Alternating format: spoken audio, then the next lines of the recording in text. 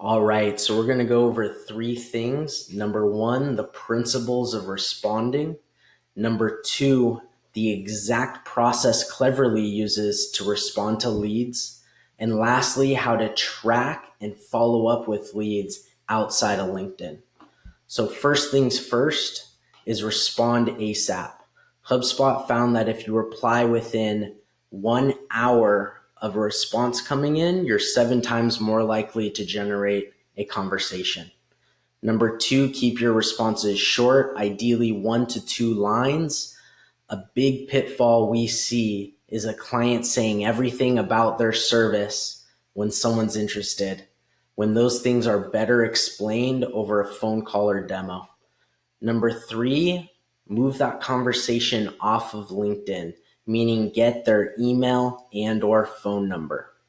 Number four, you're going to want to track every lead so that number five, we can follow up with them a minimum 3 to 7 times because either timing wasn't right or priority wasn't right.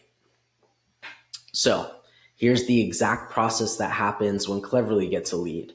We set up notifications so that every time someone replies, LinkedIn sends us an email that looks like this. So I'm going to click into this message, which is the fastest way to get to that conversation and see what someone wrote. And as you can see, it'll pop the conversation up right here.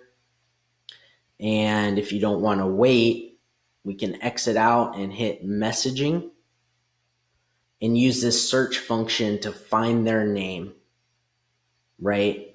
Or we can use these filters to filter by unread messages to make sure we haven't missed any responses.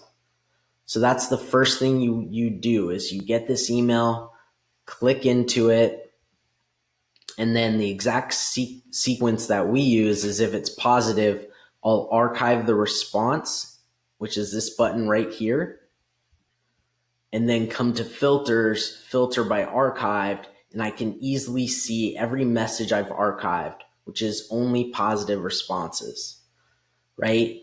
And then most importantly, I want to come to our lead tracker and track that person's name and details, maybe the response, so I know how to handle that lead and they don't slip through the cracks during follow-ups. So now, after the tracking's done, we're going to want to respond to them based off the type of reply. So I'm going to go into the exact templates that Cleverly uses for that.